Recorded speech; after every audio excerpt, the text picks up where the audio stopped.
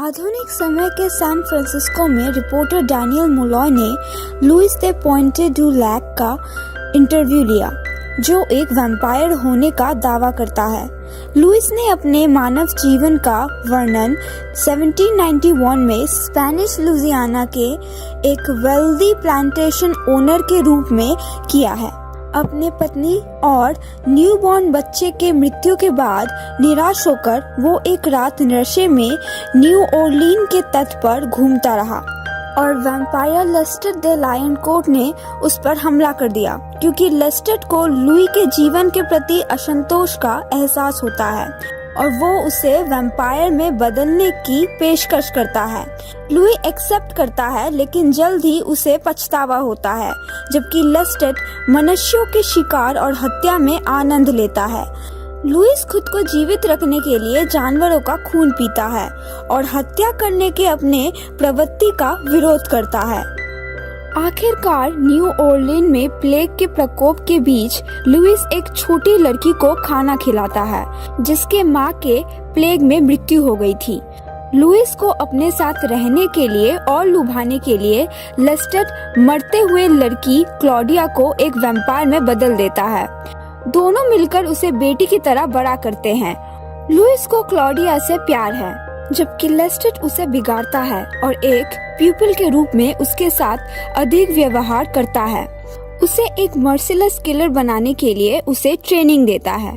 30 साल बीत गए और क्लॉडिया साइकोलॉजिकल रूप से मैच्योर हो गई, लेकिन दिखने में वो एक छोटी लड़की बनी रही और लेस्टेट द्वारा उसके साथ वैसा ही ट्रीट किया जाता रहा।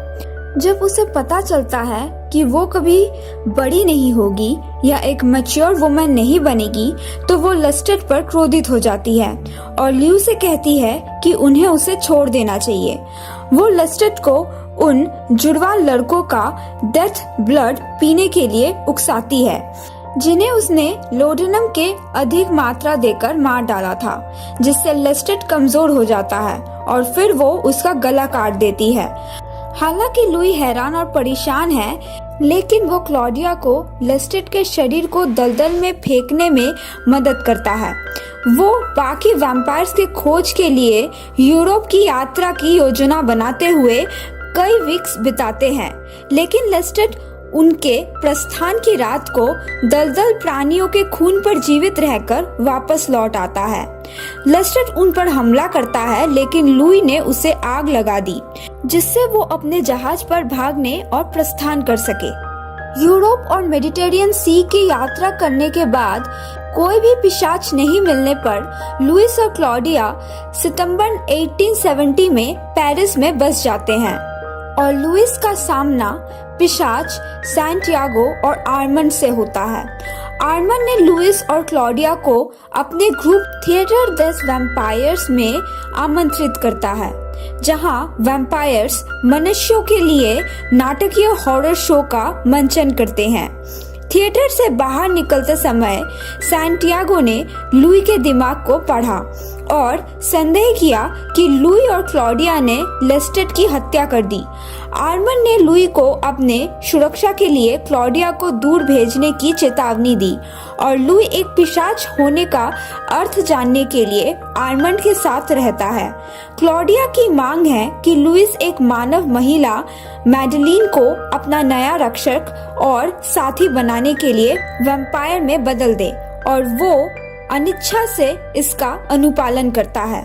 इसके तुरंत बाद पेरिस के वैम्पायर ने उन तीनों का किडनैप कर लिया और उन्हें लेस्टेट की हत्या के लिए पनिश किया। लुइस को एक कॉफिन में कैद कर दिया और क्लॉडिया और मैडलिन को एक रूम में फंसा दिया, जहां सूरज की रोशनी उन्हें जलाकर राख कर देती है।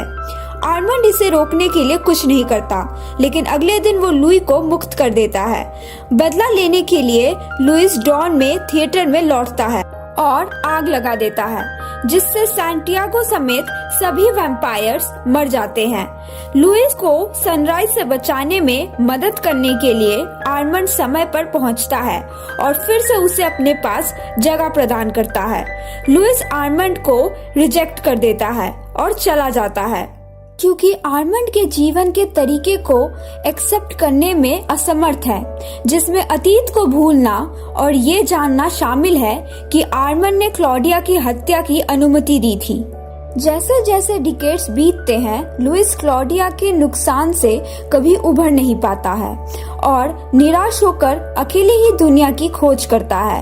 वो 1988 में न्यू ओरलीन लौट आता है और एक रात उसका सामना एक डिकेड कमजोर लेस्टेट से होता है, जो एक अबेंडन्ड मैंशन में एक रेक्लूस के रूप में रह रहा था और चूहे के खून पर जीवित था, जैसे कि एक बार लुई ने किया था। लेस्टेट ने क्लॉडिया को वैम्पायर में बदलने के लिए खेद व्यक्त किया और लुई से फिर से उसके साथ जुड़ने के लिए कहा, लेकिन लुई ने मना कर दिया और वहां से वो चला गया।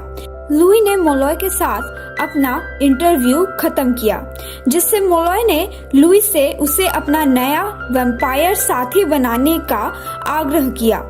लुइस इस बात से नाराज है कि मोलॉय ने उसके द्वारा बताई गई पीरा की कहानी को नहीं समझा है और वो इस विचार को छोड़ने के लिए और उसे डराने के लिए मोलॉय पर हमला करता है।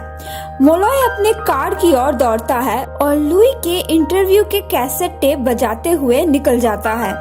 गोल्डन गेट ब्रिज पर लेस्टेट अपीयर होता है और कार पर नियंत्रण लेते हुए मोलॉय पर हमला करता है। मोलॉय के खून से पुनर्जीवित लेस्टेट उसे वो ऑप्शंस ऑफर करता है जो उसके पास कभी नहीं था, पिशाच बनना है या नहीं, और हंसते हुए गाड़ी चलाना जारी रखता है।